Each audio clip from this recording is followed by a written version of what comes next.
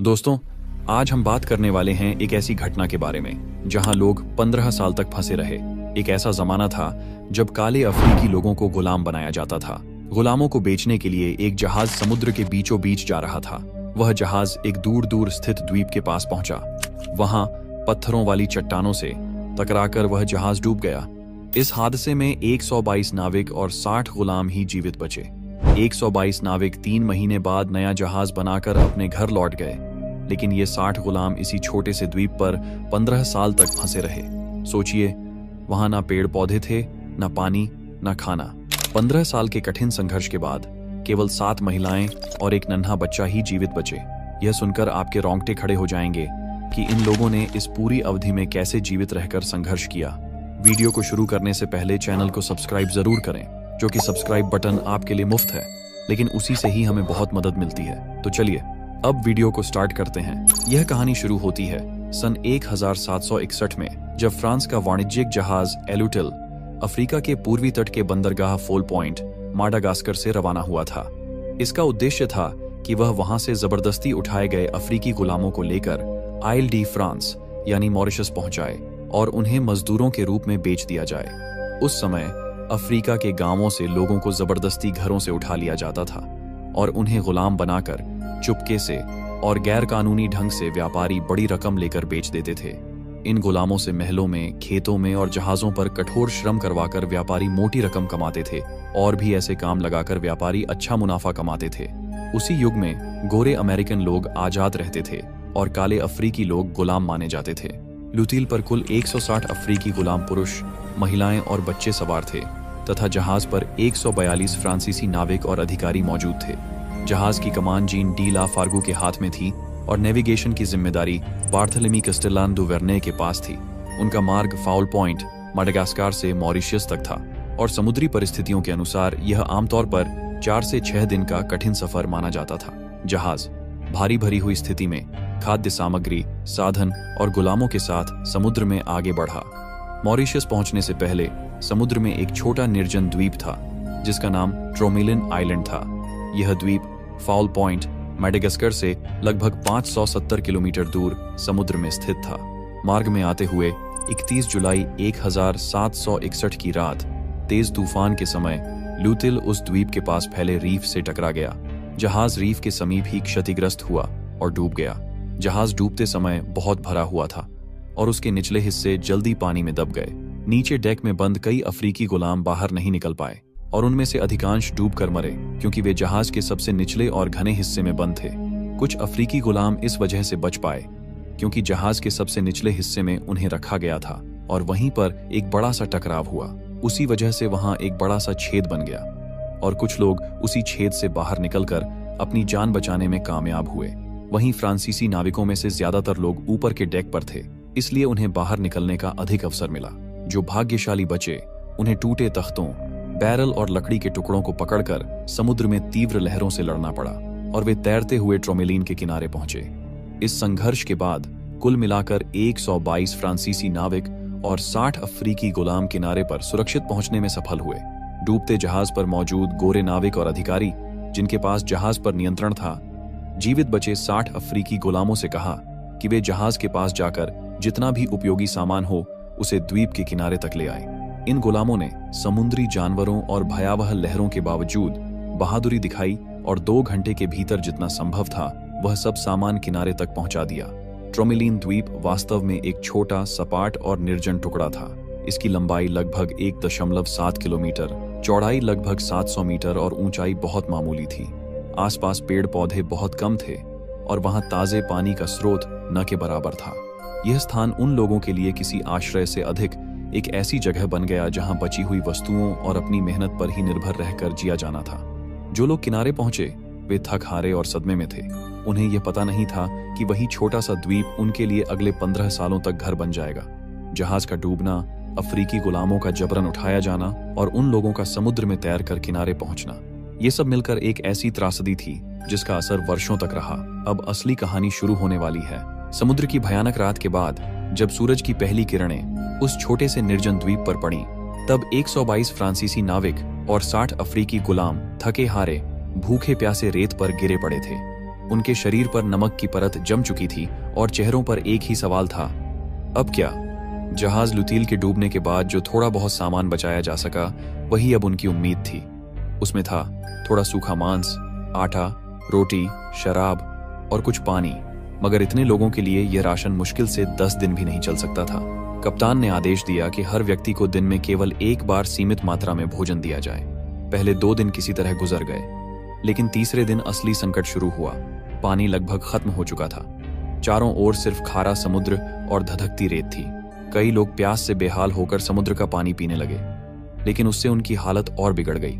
तभी कुछ अफ्रीकी गुलामों ने, जिन्होंने कठिन परिस्थितियों में जीना सीखा था, एक उपाय सुझाया।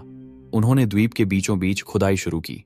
घंटों की मेहनत के बाद जब गीली मिट्टी दिखाई दी और फिर नीचे से मीठे पानी की धार निकली, तो सभी के चेहरे पर उम्मीद लौट आई।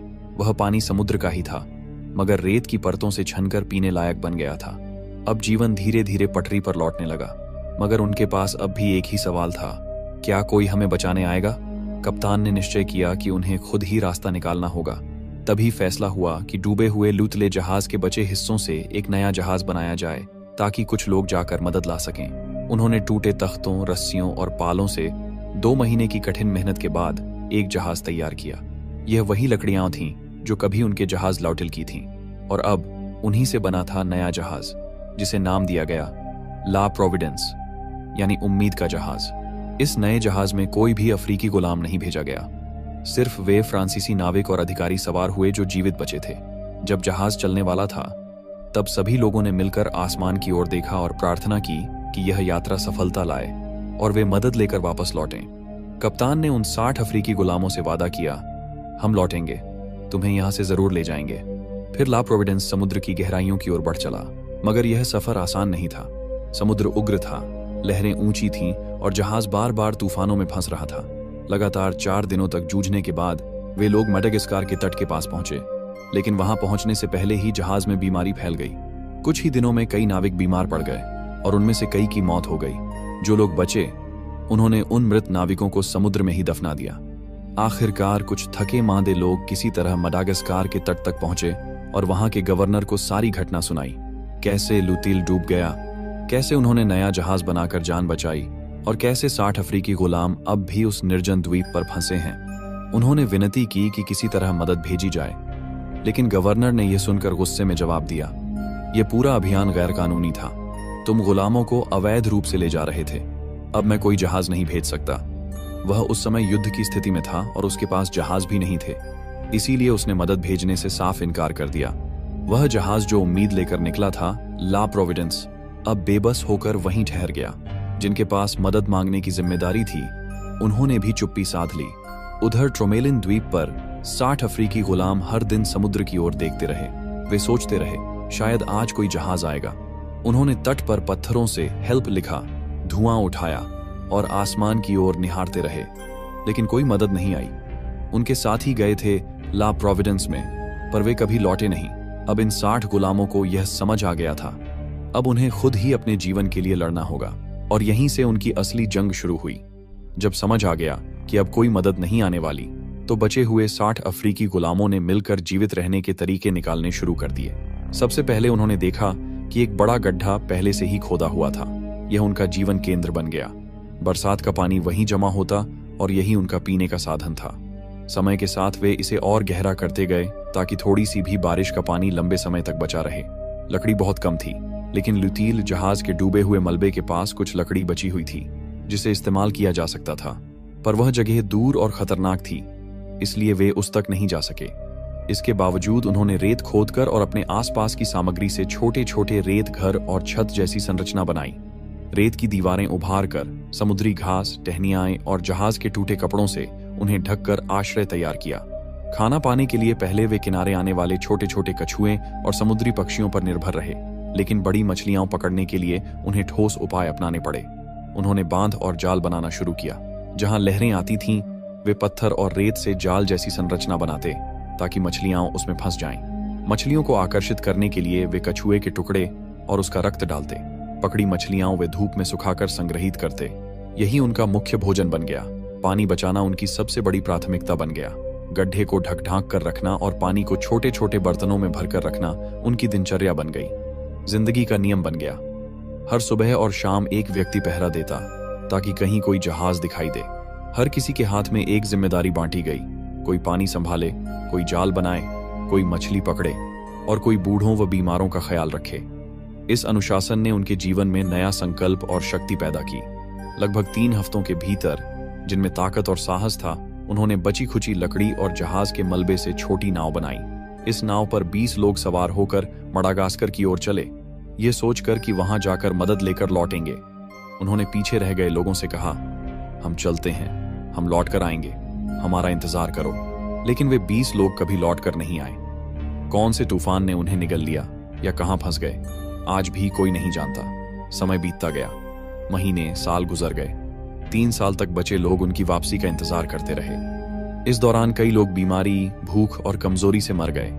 जिनके पास शारीरिक शक्ति बची, उन्होंने रेत, घर, गड्ढा और बांधों की मरम्मत में अपनी पूरी ताकत झोंक दी।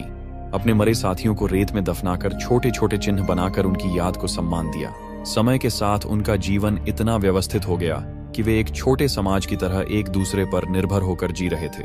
दूसरी ओर जो फ्रांसीसी नाविक ला प्रोविडेंस में गए थे, वे भी मदद के लिए लौटते रहे। उनमें से एक ने बार बार पत्र और संदेश भेजा, जो सालों तक चलता रहा। अंततः 11 साल बाद यह पत्र किसी और के हाथ लगा, जिसने उसे मडागास्कर के गवर्नर के पास पहुंचाया। गवर्नर ने पत्र पढ़ा और उसमें लिखी दर्दनाक सच्चाई को समझा। फिर बचाव भेजने का आदेश दिया। पहली कोशिश में जहाज द्वीप के पास पहुंचा, लेकिन वहां पानी के नीचे खतरनाक चट्टानें और रीफ फैले थे। आगे बढ़ने पर वही स्थिति होगी जो लुटिला जहाज के साथ हुई थी। कप्तान ने जोखिम न लेकर वापसी कर ली और कहा कि इसे 1 साल बाद फिर आजमाया जाए। इस असफल प्रयास ने ट्रोमलिन पर बसे लोगों की आशा को फिर झटका दिया, पर उन्होंने फिर भी अपने गड्ढे को गहरा किया और बांधों व जालों की सुध ली। फिर 1 साल बाद निरंतर प्रयासों के बाद 29 नवंबर 1776 को फ्रांसीसी जहाज ला डॉफिन ट्रोमलिन द्वीप के पास पहुंचा। कप्तान जैक्स मरी बोदैन डे ट्रोमलिन स्वयं द्वीप पर उतरे और जो दृश्य उन्होंने देखा उसने सभी को हैरान और स्तब्ध कर दिया। जहां कभी 60 लोग जिए थे, वहां अब केवल 7 महिलाएं और एक नन्हा बच्चा ही बचे थे। महिलाएं अपने रेत घरों के बीच खड़ी, हाथ में पुराने थाली बर्तन लिए थीं। पास में वही गड्ढा था जिस पर उनकी पूरी जिंदगी टिकी हुई थी। किनारे पर पत्थरों से बने बांध, सूखी मछलियां और कुछ औजार रखे हुए थे। ये 15 साल की कठिनाइयों और संघर्ष के निशान थे। जब नाविकों ने महिलाओं और बच्चे को जहाज पर बिठाया तो सभी के चेहरे पर हैरानी और आंसू थे। यह दृश्य शब्दों में बयां करना मुश्किल था। ला डॉफिन ने उन 7 महिलाओं और बच्चे को